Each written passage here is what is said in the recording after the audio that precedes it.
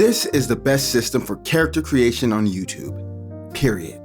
Not because it's flashiest, not because it's based on tropes or vibes, but because it's built from the ground up to do one thing: create strong characters that can carry an entire story in a beginner-friendly way. I'm not talking about mood boards, backstory dumps, or giving some big speech about what good characters do right and what bad characters do wrong in this one. I'm talking about structure, pressure, purpose. I reverse engineer what actually makes great cast work, and I turned it into a method. I call it the character spine. And once you understand how it works, you'll never build a weak character again. To master this method, we must start with the protagonist. Why the protagonist? Centrality. A protagonist occupies the narrative's central position. It's not necessarily always visible, but they are always influential. After all, the narrative revolves around or is deeply connected to their decisions and actions. It is for this reason that they are the top of the pyramid of character importance. The protagonist, as you can see, is tier 1. Now, I'm sure you see the term alpha protagonist there, which is something we'll come back to later with the illusion of multiple protagonists.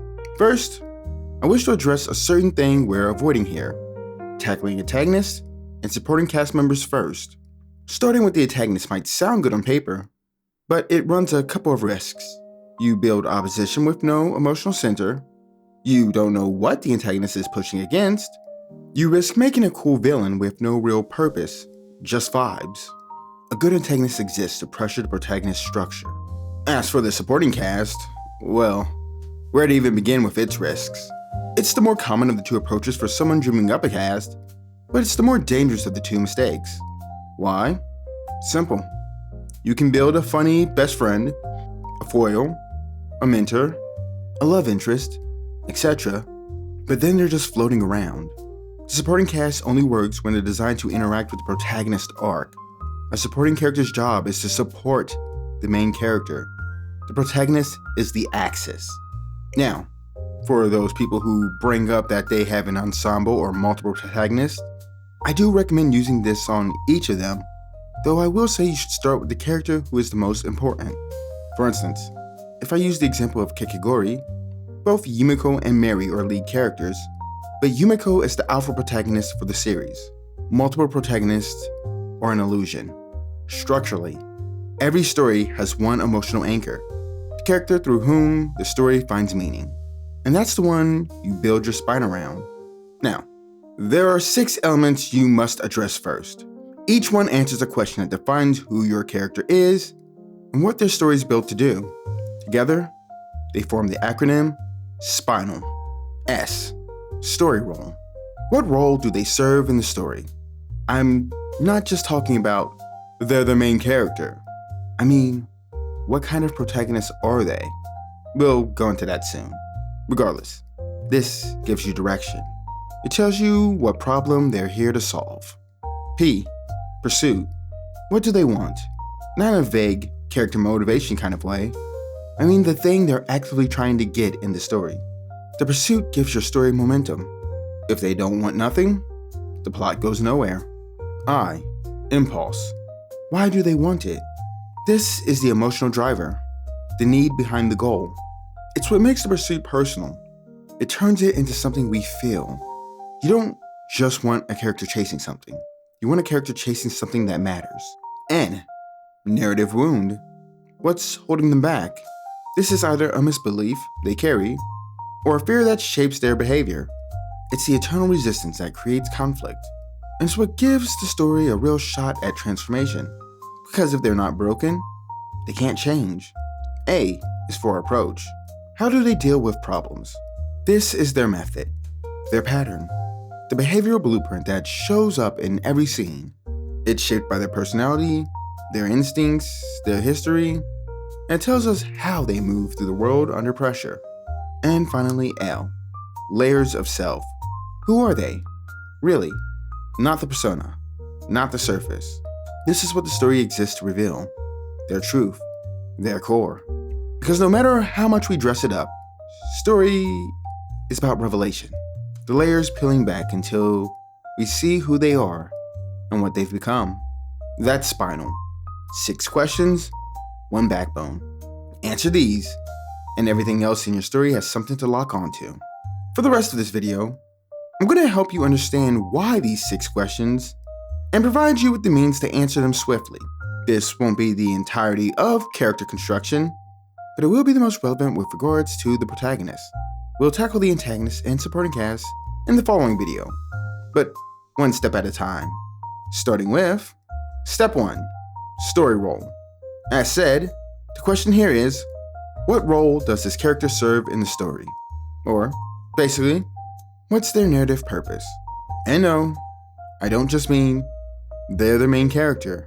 I mean, what kind of protagonists are they? What kind of problem are they here to solve? What narrative job are they built for? If you don't know what kind of protagonist you're building, you're flying blind.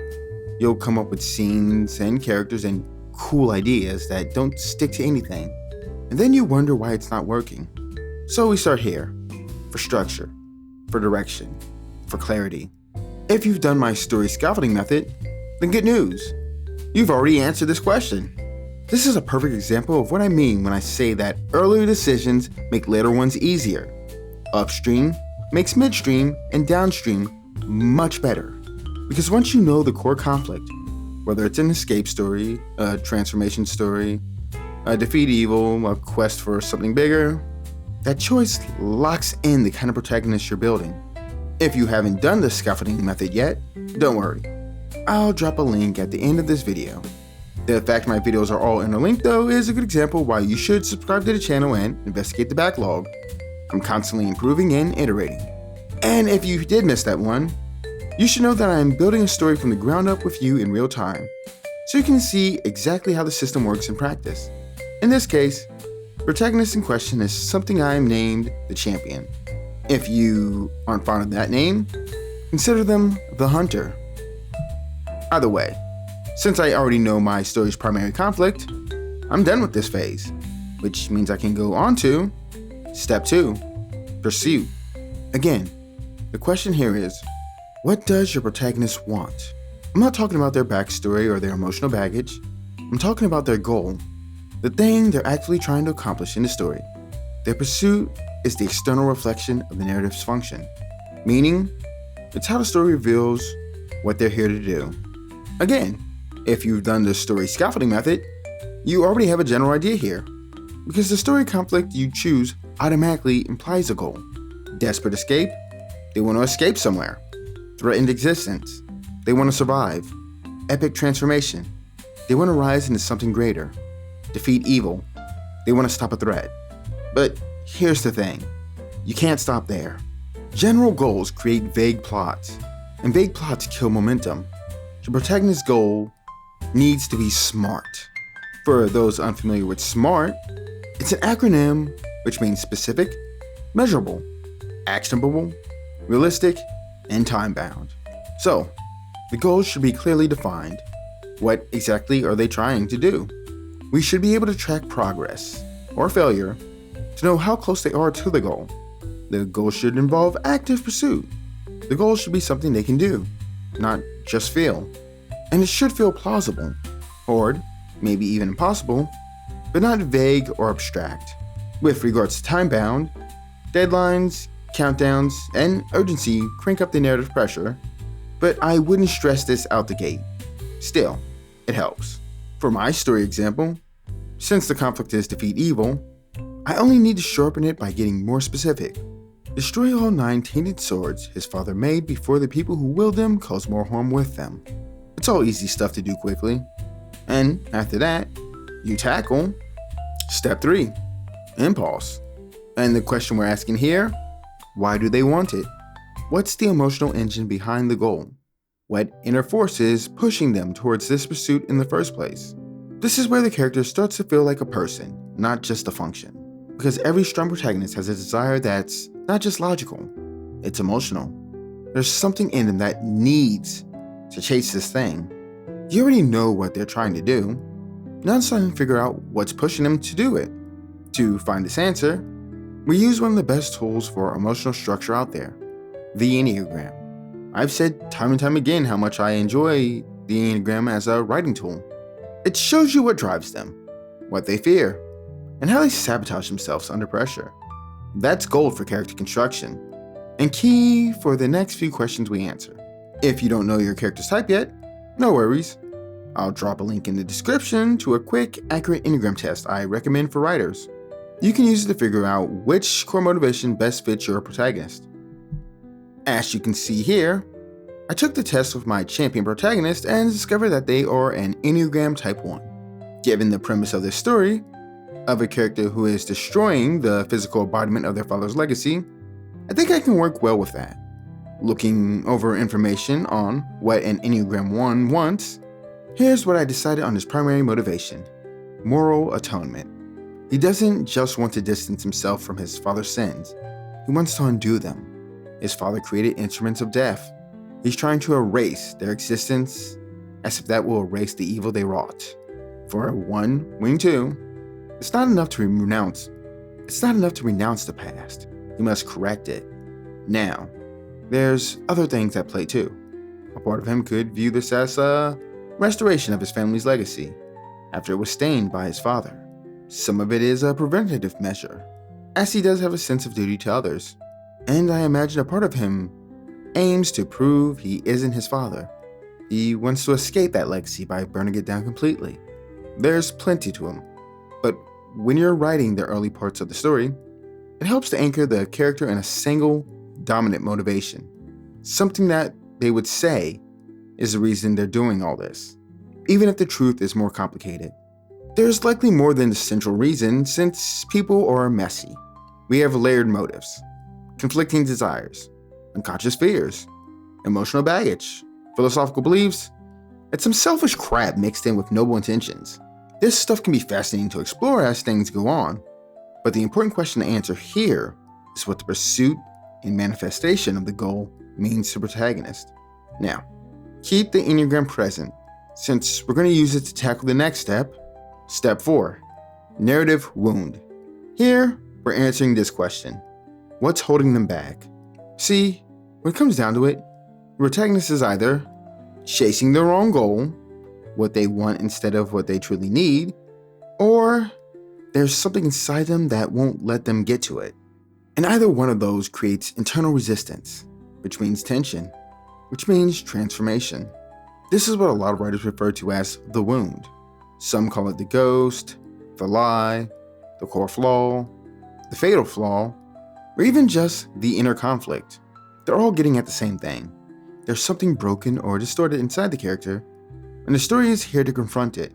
Now, if you've been paying close attention, you probably noticed something. I've been using the word fear alongside lie, and there's a reason for that. Because not all characters are held back by a clean, fixable lie. Sometimes they're held back by something deeper, something raw, something they know is true and it terrifies them. A misbelief isn't always logical. It's not just, I believe something that's factually incorrect. It can be emotional, reactive, protective. It sounds like, I can't let myself feel this again. I won't go through that pain again. I'm not strong enough to survive if this happens. Those aren't lies.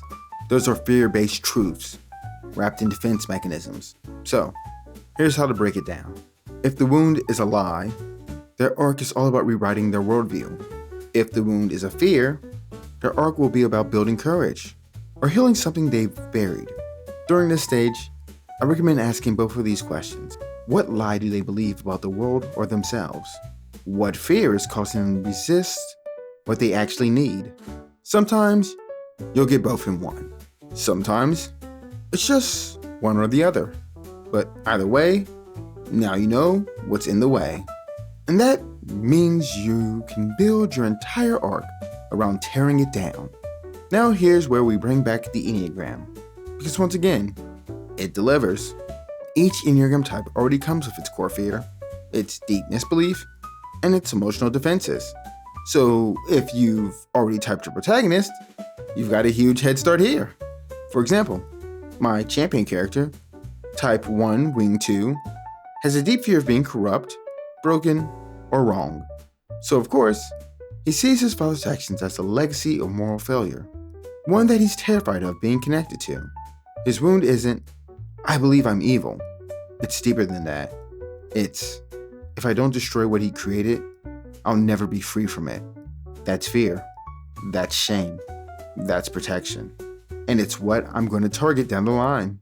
The antagonist in the plot will hit that belief hard. But again, that's for later. For now, we move on to a step I find most don't ever consider. Step 5. Approach. How does your character deal with conflict? Because when you zoom out, all stories, slice of life stuff included, are about conflict in one form or another. Internal, external, interpersonal. It's always there. So it's not enough to know what a character wants or what's holding them back. You need to know how they respond when things get hard.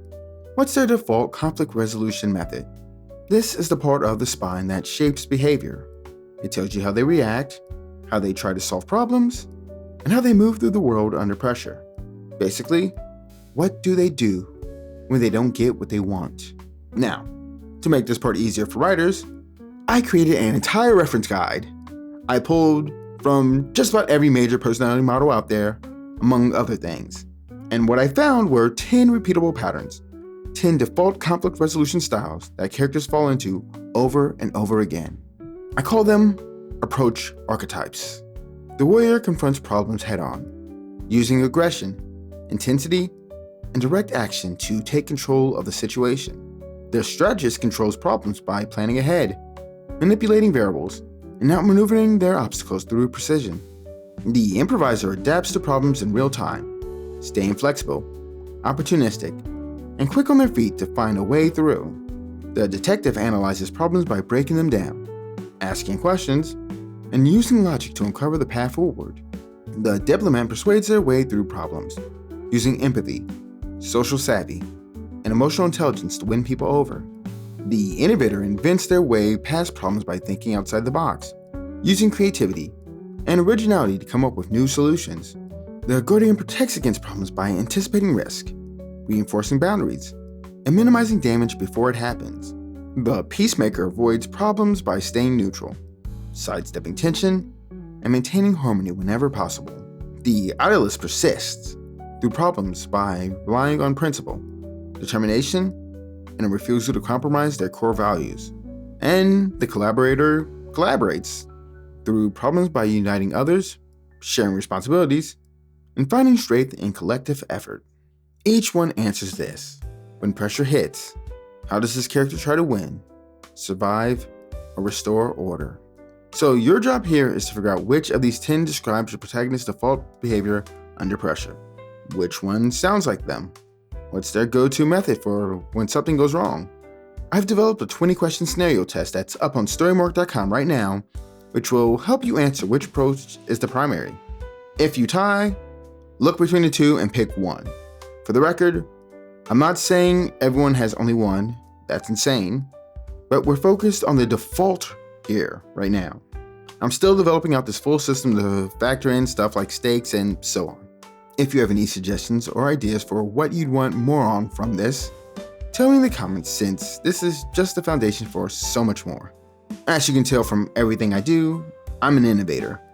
It's deeply rewarding in the long term, but also demanding and requires the support of people like yourself to reach its true heights.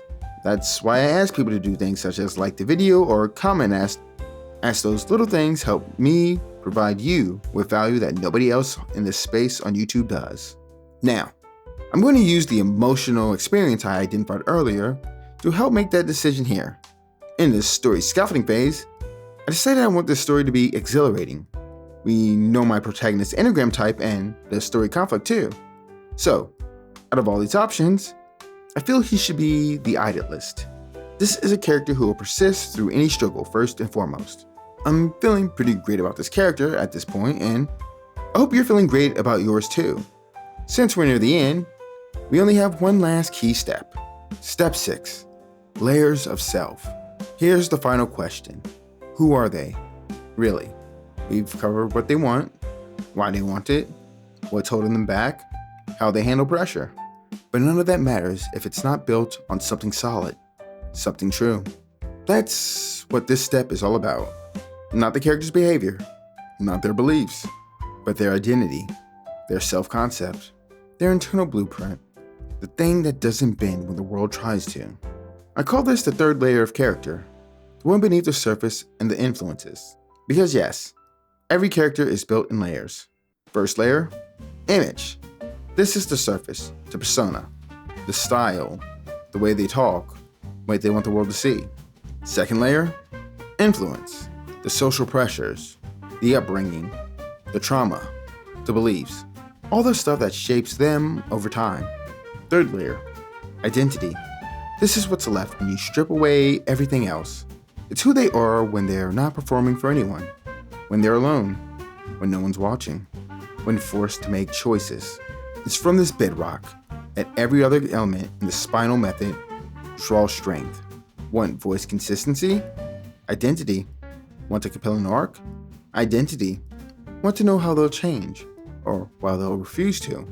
Identity. So, how do we find these? You could use the Enneagram here, and it's helped with some of the emotional truths, but I've got something better for this step. We're talking science. We're using the 16 basic desires, developed by Dr. Stephen Rice, a scientifically vetted motivational profile used in psychology, behavioral economics, and even criminal profiling. These desires, they're not about traits. They're the source of traits. These are what drives you. This is what makes characters tick on a level even they may not fully understand. If you need a visual to better understand it, here's how it works. Identity, third layer, their dominant desires, the stuff they need to satisfy to feel whole. Influence, second layer, their worldview, culture, trauma, role models, how those desires got shaped, twisted, supported, or suppressed.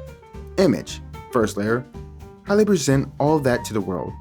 Sometimes it's aligned all with identity. Sometimes it's just armor. The real tension of a story often comes from the misalignment between these layers. A character whose image screams confidence, but whose identity is built on the desire for acceptance.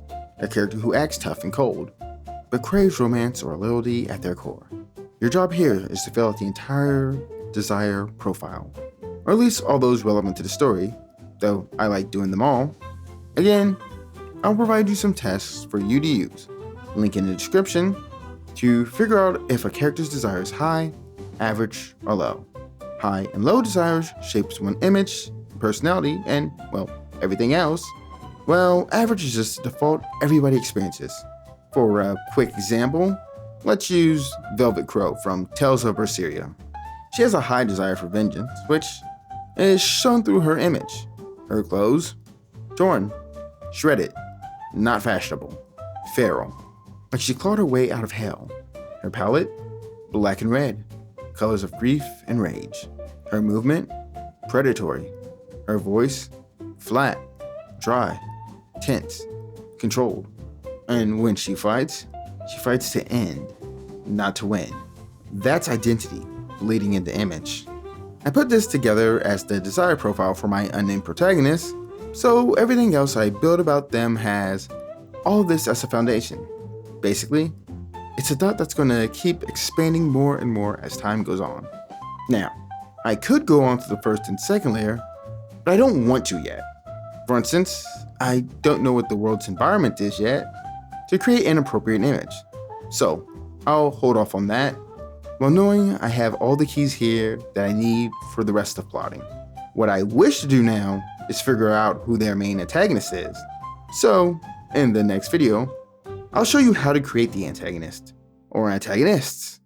And if you haven't seen my story scaffolding method yet and wish to give it a try, click the link on the screen and get started with the upstream to my story creation approach.